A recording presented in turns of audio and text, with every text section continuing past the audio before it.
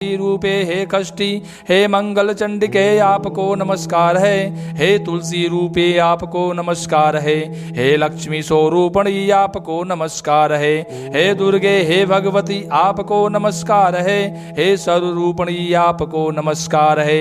हे अम्ब मूल प्रकृति स्वरूपणी तथा करुणा सिंध भगवती की हम उपासना करते हैं। संसार सागर से हमारा उद्धार कीजिए, दया कीजिए। जो मनुष्य तीनों कालों प्रातः मध्याह्न सायं में श्री राधिका स्मरण करते हुए इस स्तोत्र का पाठ करता है, उसके लिए कोई भी वस्तु कभी भी दुर्लभ नहीं रहती। वह देह त्याग के अनंतर गोलोक में रास मंडल में निरंतर निवास करता है। हे मुने, इस परम रहस्य को किसी के समझ प्रकाशित नहीं करना चाहिए। हे विप्रवर, अब आप उन भगवती दुर्गा का पूजा विधान सुनिए जिनके स्मरण मात्र से घोर विपत्तियां भाग जाती हैं। जो इन भगवती दुर्गा की उपासना नहीं करता हो वैसा कोई मनुष्य कहीं नहीं है। हे भगवती सबकी उपास्या, सभी प्राणियों की जननी, अत्यंत अद्भुत दैवी शक्ति हैं। ये समस्त प्राणियों की बुद्धि की अधिष्ठात्री देवी तथा अंतर्यामी रूपिणी हैं। एक घोर संकट से रक्षा करती हैं, अतः जगत में दुर्गा नाम से विख्यात हैं। सभी वैष्णवों तथा शैवों की ये सदा उपास्य हैं। मूल प्रकृति स्वरूपिणी हैं और जगत का सृजन, पालन तथा संहार करने वाली हैं। हे नारद, अब मैं उन भगवती दुर्गा के उत्तमोत्तम नवाक्षर मंत्र का वर्णन करूंगा।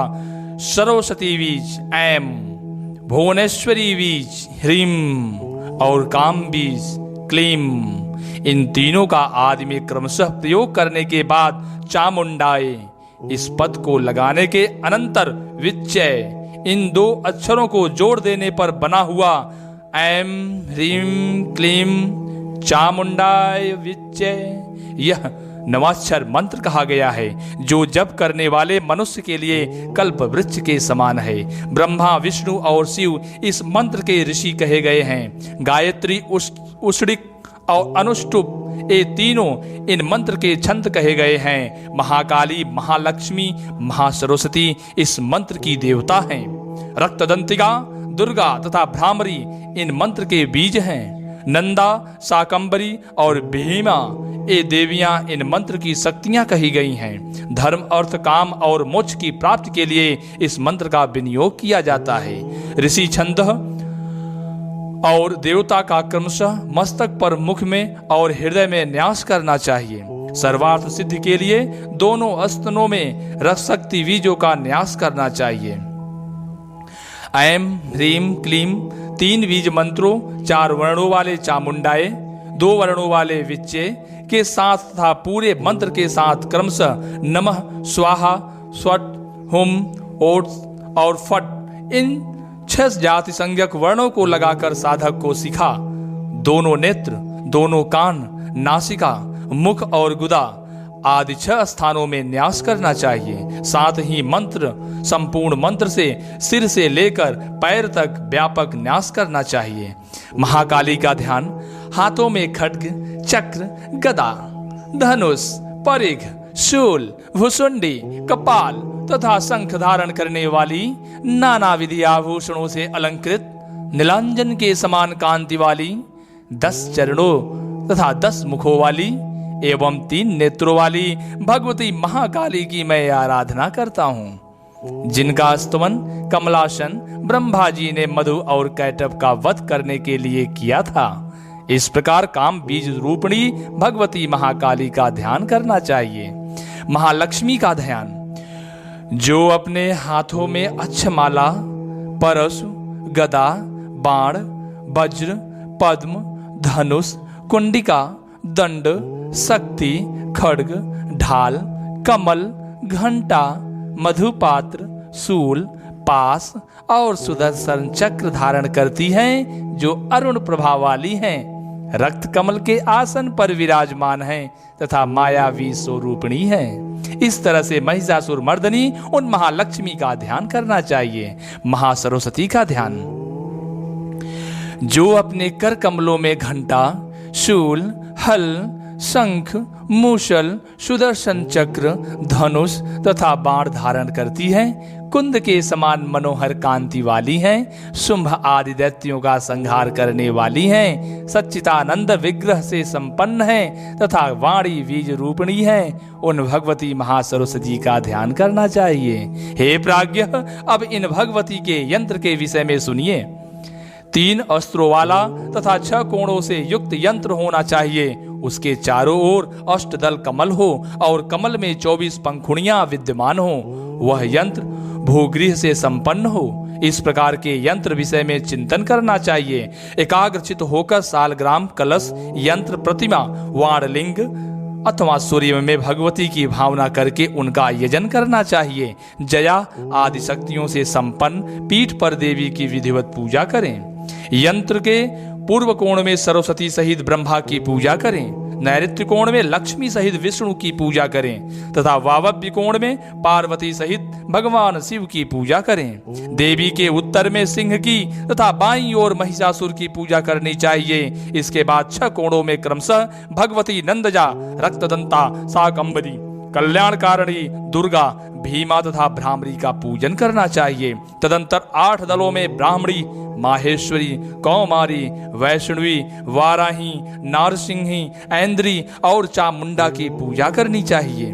तत्पश्चात 24 पंखुड़ियों में पूर्व के क्रम से विष्णु माया, चेतना, बुद्धि, निद्रा, क्षुधा, छाया, पराशक्ति, तृष्णा, शांति, जाति, लज्जा, शांति, श्रद्धा, कीर्ति, लक्ष्मी, धृति, वृत्ति, श्रुति, स्मृति, दया, तुष्टि, पुष्टि, माता और भ्रांति, इन देवियों की पूजा करनी चाहिए।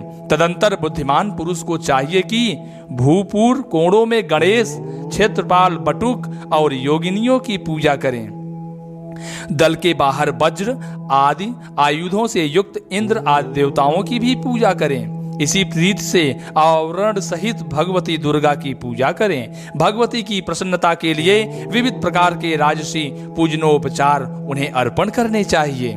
तत्पश्चात मंत्रार्थ पर ध्यान कर रखते हुए नवाण मंत्र का जप करना चाहिए। तदंतर भगवती दुर्गा के सामने सप्तशती स्तोत्र का पाठ करना चाहिए। तीनों लोकों में इस स्तोत्र के सदृश दूसरा कोई भी स्तोत्र नहीं है। इसलिए मनुष्य को इस स्तोत्र के द्वारा प्रतिदिन देवेश्वरी दुर्गा को प्रसन्न करना चाहिए। ऐसा करने वाला मनुष्य धर्म, अर्थ, काम और मोक्ष का आलय बन जाता है। हे विप्र, इस प्रकार मैंने आपको भगवती दुर्गा के पूजन का विधान बता दिया। इसके द्वारा सबकी कृतार्थता संपन्न हो सके, इसलिए मैंने आपसे इसका वर्णन किया। ब्रह्मा, विष्णु आदि सभी प्रमुख देवतागण, सभी मनुगण, ज्ञान निष्ठ मुनि योगीजन, आश्रमवासी तथा लक्ष्मी आदि देवियां, ये सब उन भगवती शिवा का ध्यान करते हैं। जन्म की सफलता तभी समझी जाती है जब दुर्गा का स्मरण हो जाए। भगवती दुर्गा के चरण कमल का ध्यान करके ही 14 मनुओं ने, मनुपत तथा देवताओं ने अपना अपना स्थान प्राप्त किया है। इस प्रकार मैंने रहस्यों का भी अति रहस्य स्वरूप यह सारा आख्यान कह दिया। इसमें भगवती प्रकृति के 5 मुख्य स्वरूपों तथा उनके अंशों का वर्णन है। इसका नित्य श्रवण करने से मनुष्य चारों पुरुषार्थ धर्म, अर्थ, काम, मोक्ष प्राप्त कर लेता है। इसमें संदेह नहीं है। यह सब मैंने सच सच कहा है। इस रहस्य के प्रभाव से पुत्रहीन व्यक्ति पुत्र तथा विद्याभिलाषी मनुष्य विद्या प्राप्त कर लेता है। इसका श्रवण करके मनुष्य जिस जिस मनोरथ की पूर्णता की कामना करता है उसको प्राप्त कर लेता है।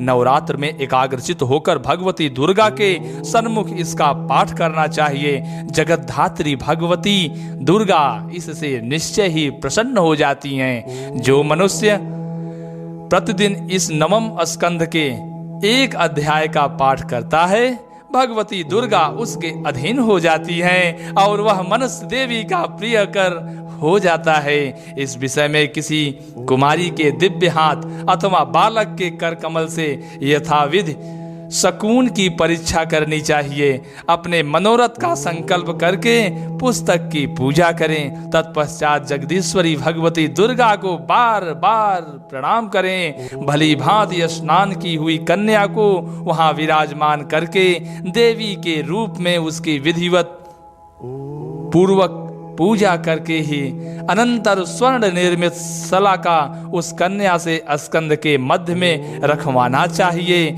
सलाका रखने पर शुभ अथवा अशुभ जो भी प्रसंग आता है वैसा ही फल होता है, अथवा उदासीन प्रसंग आने पर कार्य भी उदासीन ही होता है, यह निश्चित है। इस श्रीमद्देवी भागवते महापुराणे अष्टादश सहस्रायाम संहितायां नवम स्कंधे दैव्य आवरण पूजा विधि वर्णनम नाम 55वां अध्याय। नवम स्कंध समाप्त। जय माता दी।